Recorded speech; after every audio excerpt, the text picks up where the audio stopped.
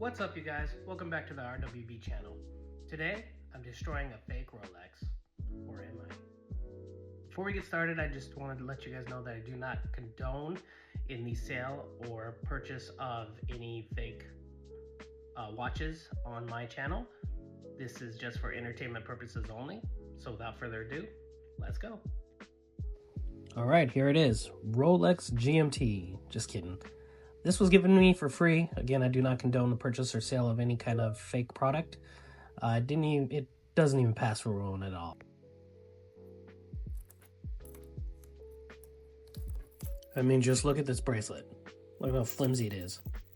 Shaking around like it got no sense. Other side of the bracelet, which also broke off. These end links are so cheap. Hollowed end links.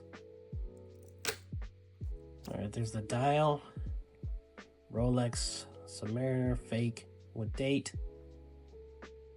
Yeah, so let's destroy this thing, shall we? No. Wait. Gotcha, bitch. So we're not going to fully destroy this watch, obviously. It wouldn't be the point of this video. But we're going to take this from a fake-looking Rolex to something custom and not pretending to be what it isn't. So I'm going to make this my own. First thing we're going to do, though, is unscrew the case back. Now, full disclosure, I have taken apart this watch before. And as you can see here, it is a relatively cheap, very cheap quartz movement, battery powered. Definitely not what Rolex does with their automatics. Yeah, so it's got a little plastic ring on there. So we're going to take this thing apart. First things first is we got to remove the stem and crown. There's a little lever on top of this movement that you press down and then pull out the crown like so. Even the crown has the little Rolex insignia on it. But man, this would not pass for a real one, ever. Alright, so now that we got the movement out with the dial, a little peek at the case. The case is actually relatively decent, so we will be reusing that. Alright, Rolex. Already had a bunch of scratches on it. Better look at the movement. Okay, first things first, what we gotta do is take these hand remover tools, put it underneath the hands, and then just pry up. They should pop out like so. And for those of you with a keen eye, you will notice that this watch is missing a seconds hand. I have one on order. It will not be present in this build, just FYI. So I will be replacing that as soon as it comes in. But for now, let's keep working. All right, now that I got the hands free, we will take off the movement from the dial itself. It has 2 feet on there. Pull it off, relatively easy. And on this side of the movement, you can see the date function, or the date wheel. All right, this is gonna be the final look of the fake Rolex dial, as I will be changing this. All right, let's switch pads here. I'm gonna take the pad out and then put the dial holder in there.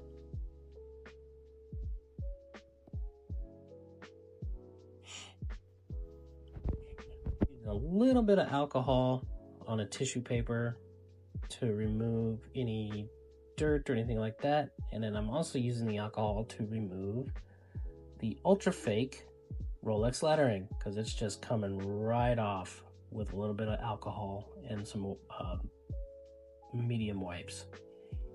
Look at that, just wiping the fakeness right off. Speeding it up a bit. No one wants the boringness of this. All right, I think I got it all off.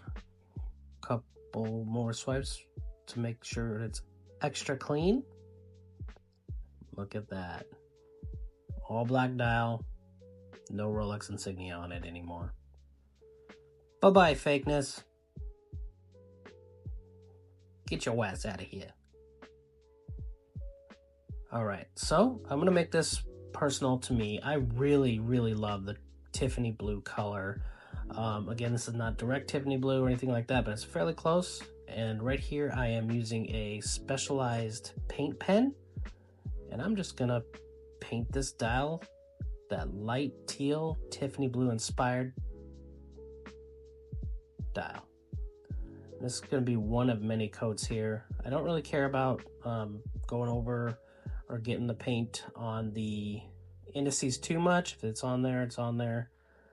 For the first coat at least, I don't want to, cover it completely, but as you can see, I'm just going straight across the dial, trying not to overlap too much, making it as smooth as possible. And I found these paint pens tend to be the best for this kind of work. They work great on metal surfaces, painted surfaces, wood surfaces, and it goes on smooth. It doesn't blob or anything like that, and they have some great colors. This one particularly is actually made by the Sharpie company, but it is paint, not the same type of permanent marker you would see on your regular, black Sharpie you can find. All right, almost done. First layer is finally on there. Finding any little imperfections. This is gonna be one of many layers. All right, as you can see, it's drying. So I'm gonna do this second layer now. Speed it up a little bit because I know this can be tedious and boring. And this time I just decided to go over the whole thing so I can get a nice straight lines across it. Third layer, this time I'm going horizontal so I can get a nice consistent paint. And then finally, the fourth and final layer, another horizontal. I'm using the date as reference, the date window as reference, just straight across. It's going to give it a tad bit of texture, which I actually kind of like, but it's still not really blobbing. It's just a tiny bit of texture. Just blowing a little air on it to help with the drying process, make it dry a little bit faster. Look at that color though, such a gorgeous color. Now again, this will not have any Rolex insignia on it. This is just my watch only. All right, here's the final layer going on here. Just going straight across over the indices now. A nice consistent layer of that Tiffany inspired blue. It's like a teal. Funny thing is, I even made a pair of custom Nikes that had the same color on it. So I try to wear this watch with those Nikes. All right, final blow. As you can see, it's drying pretty fast. All right. All right, now I'm going to take, as you can see, a piece of pegwood and start scraping off the top of each indice very carefully, trying not to get to the base of the dial scratched up. So I'm just taking this pegwood. It's very easy on the surfaces, but it will still remove the paint around each marker. Going around the edge. As you can see, it's cleaning up really nicely here. Like I said, this was a pretty clean dial for what it was. Everything else on this was, junk. I don't condone buying fake products. This one was given to me for free. Didn't ask for it or anything like that, but yeah. Now we're gonna make it my own. All right, as you can see, there's the last marker being scraped off. Blow it off, make sure there's no dust or particles left from the paint. All right, now here I am using my Cricut Joy Extra. It's basically a decal machine that I bought to kind of help me practice on my dials. But I also make my logo on here as well. And it's just cutting the vinyl. It's kind of hard to see here, but it is what it is. And you can't see it yet, but I'm gonna cut the outer or trace the outer box of my logo. As you can see, I've done it a couple times before. If you guys are interested in any other dials I do, check out my page, my Instagram page, RWB Watches. No, sorry, RWB Watches and Art, excuse me. It's where I also do my artwork, along with many other things such as the watches I build, stuff like that. All right, I'm just pressing down on the actual decal itself. Again, you can't really see it, but you'll see it as soon as I take the tweezers and remove the outer edge. You'll see the decal come to life here. All the tools I'm using are from the DIY Watch Club, which I originally bought first to try my hand at building watches. Great company. I highly suggest them for your first watch build. All right, just cleaning it up. Now here I cut a piece of the transparent backing for the decal. I'm gonna put the sticky part on the decal itself. That way I can remove it off of the mat. As you can't really see my hands in front of it, but give it a second here. Pressing down hard, trying to get the full top part of the decal onto the transparent portion. That way I can place it on my dial. All right, got it out, and as you can see here, give you guys a quick glimpse at it. You can see my logo. All right, let's place the logo now onto the dial. This brand new gorgeous Tiffany inspired dial.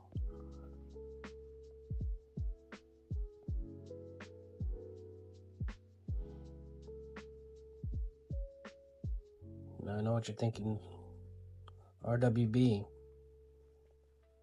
Can you make me one of these? Absolutely, I can. Just hit me up. No, I'm just kidding. I bet what you're thinking is that thing's gonna fade in the sun or start to peel off, right? Because it is a sticker. Well, I will show you what I'm gonna do to combat that here in a second. As soon as I get this sticker on. All right, give it a little more firm press, make sure it's completely on there.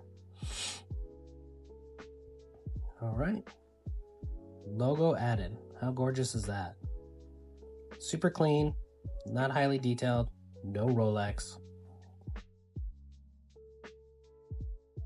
All right, and here's how I'm gonna combat the fading or peeling off of the sticker. A little bit of clear coat can go a long way. Just give it a couple sprays. I gave it about 2 to 3 coats, and then back on the bench it goes.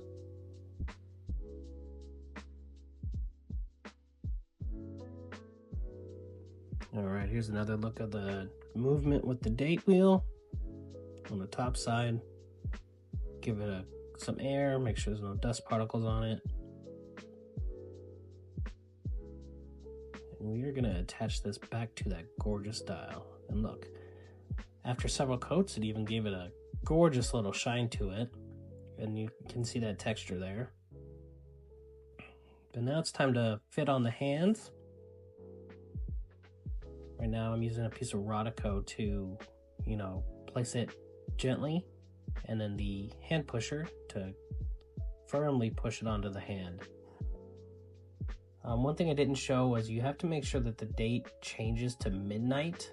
You do so by turning the crown until the date switches. As soon as you hear that click, that's when you know it is at midnight, and then you put the hand set to midnight as well.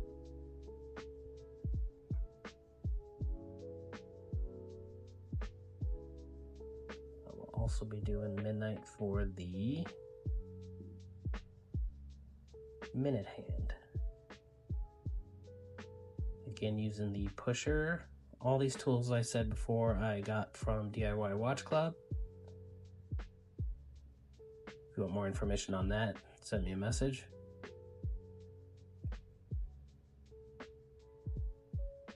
Now this hand did give me some problems, but I was able to finally get it on there in the end.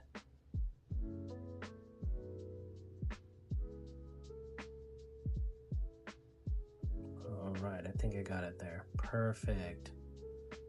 Give it a quick turn, see if it works. Awesome. She's a beaut. Looking much better than that fake Rolex one. Just give it one more spin, make sure the hands are not touching. All right. Again, you do have to take off the crown because it will not fit in the case without it. So we're pushing a little indicator button on just above the crown stem and within the movement. What I like to do is hold it upside down, use my tweezers, and then just kind of push it out. It does take some getting used to, but eventually you can get it. Ding, there it goes. All right, crown is now out, crown and stem, excuse me, is now out of the movement. Let's make sure it is aligned properly onto the plastic retainer that will keep it from moving around inside the case itself. And now let's put the case on. I didn't change anything on the case because it doesn't say Rolex or anything like that. It doesn't even say it on a chapter ring, which is also another tell if you can tell that a Rolex is fake or not. You will see etching on the glass, which will also be crystal. A little Rolex crown on there. You will see etching on the chapter ring. If you open it up, you're going to see an automatic movement made by Rolex, not this cheap, you know, quartz movement made in China probably. Nothing wrong with that. A lot of products are made in China. Great products. I use a lot of them during my builds, but I don't claim them to be Rolex. All right, so now we're gonna try and put the stem and crown back in. You want to make sure it's in correctly, and then you should hear a little click. Attempt to pull it out just to make sure that it is not gonna fall back out again. Now this case also is not waterproof, so I'm not gonna be, you know, swimming with this or anything like that. I do have a ring for it, for the case back, but the crown itself is not waterproof. So water will still be able to get in here very easily. Again, I don't plan on swimming with this thing or anything like that, just a fun little quirky watch to wear every now and then to match my Nikes. All right, let's put the case back on it.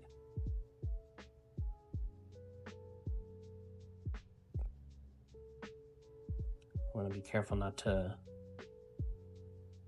thread it incorrectly, otherwise, you know, you're gonna have some problems there. And you do also want to use either like a rubber ball to completely tighten it. Right now I'm just hand tightening it because I actually do need to reopen this case back up to add the seconds hand when it comes back in. But again, I just wanted to show you guys the gist of what I'm making here. Taking this Rolex to RWB. Man, it's starting to look so much better than that Rolex one. Look at how gorgeous that is. Whew. Wow. All right, now on to the final. We are not obviously going to use that janky bracelet. I have a rubber stainless steel, or rubber bracelet with a stainless steel clasp that I bought off AliExpress. A lot of my products I do buy from AliExpress. Their products are pretty good. Again, I don't say what they aren't. So I did struggle with this one a little bit, trying to get the bar into the case itself, so don't mind me on that. It did eventually get on there, but yeah, just wanted to make sure that this was the correct size, which it was. I struggled a little bit more here using my bar removal and installation tool that I got just along with the rubber strap from AliExpress. All right, I got that side on. Now it's time for the other. Pretty neat little clasp, nothing crazy special, no logo on it. And here we are. Final result, ladies and gentlemen. Look at how gorgeous that is. Again, I am taking this apart again to throw on the second hand. But damn, look how much better that came out. Boom, on the wrist. That beautiful Tiffany-inspired blue dial with the rubber strap and stainless steel case back. That's it, folks. Let me know what you guys think. If you like these kind of videos, don't